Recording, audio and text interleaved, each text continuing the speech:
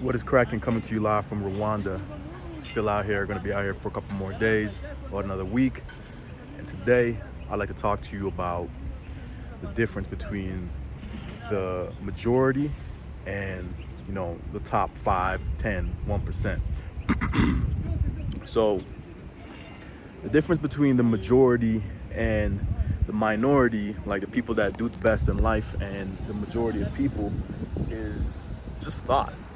So the 1%er, the 10%er, those guys that operate at a higher echelon, they tend to create their own thought patterns and they don't allow outside influences to control their thoughts. So, for example, during the time that I was doing my work and I was dealing with my clients, I found that my lower income clients seem to be more susceptible to all the rules and regulations that were going on with the vid. Now, I'm not trying to get into politics and all that stuff like that. You believe what you want to believe, but I'm just telling you from my personal experience that my lower income clients had a tendency to kind of agree with all of what was going on with all the rules and regulations and whether or not they should get the jab. And then my higher income clients, and this was like the overwhelming majority, I'm talking like 95% of them, were not rocking with it. They either took steps to avoid it or they continually questioned it, like, yo, why can they make me do these things? And that's the main difference, is that the majority allows other people to think for them, whereas the minority, they practice critical thinking, right? So they question things, they want to come up with their own decisions, they want to have control of their own lives, whereas the majority is more comfortable with being told what to do. And the system is pretty much set up to keep the majority docile and obedient, and it works. And the reason why it works is because we're self-policing. Really and truly, the government and the police and whatnot, they don't really got to do much when it comes to maintaining order. They do something because there's a small minority of people that step out of line or step way over the line, but for the most part, socially, we police ourselves. If a dude is walking down the street with purple hair, some people are gonna be like, damn, what's going on with dude wearing purple hair, right? That's a form of self-policing, right? And the norms are set up and the majority tends to follow the norms, whereas the minority, the top percentile of people, they create their own norms, right? And the major difference between the two groups is just thought pattern, right? So if you want to step away from being, the majority, and you want to step into the minority, you're going to have to learn to think for yourself. And that's really and truly what it is.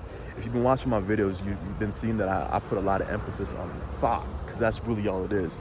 Thought work is the highest paid work, right? And the ability to think critically is what's going to separate you from the majority, right? So the majority, they tend to kind of focus on things that are futile or don't really have any purpose, right? And I'm not saying that I'm exempt to this. Like, I have things that I worry about that are not necessarily that important, that are just programs installed by the system. I think just the difference between me now and me before is that now I'm aware of these things that are these thought patterns and these distractions that are implemented by the system, and then I realize what they are. They're just a distraction. They're just something to keep me and keep the majority of people doing what they're told. So, people got certain thoughts about my man Andrew Tate and whatnot. People don't like him and whatnot. They get all emotional about it. For me, it's indifferent. I don't really care that much about a next dude like that. But I think when he says the Matrix, I think he has a point. The Matrix is like this fabricated reality where things are important that are not, things are perceived to be important or made to be important that really are not important at all.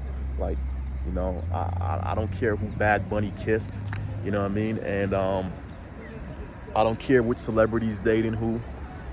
It's not that important right now. You got to have a life, right? You got to have the ability to find things entertaining and things that you want to do for leisure. That's great, but leisure should not be a major part of your life if you're looking to obtain success. Leisure should be a part of your life that you seek out after you've done the things you felt that will push you forward in order to make you successful. But if leisure is like a major part of your life, then the system is winning. The system is distracting you from, you know, your life focus, which should be obtaining your goals and doing the things that you want to do. So that's the main difference between the majority and the minority. It's just the ability to critically think. And just remember, your thoughts are everything.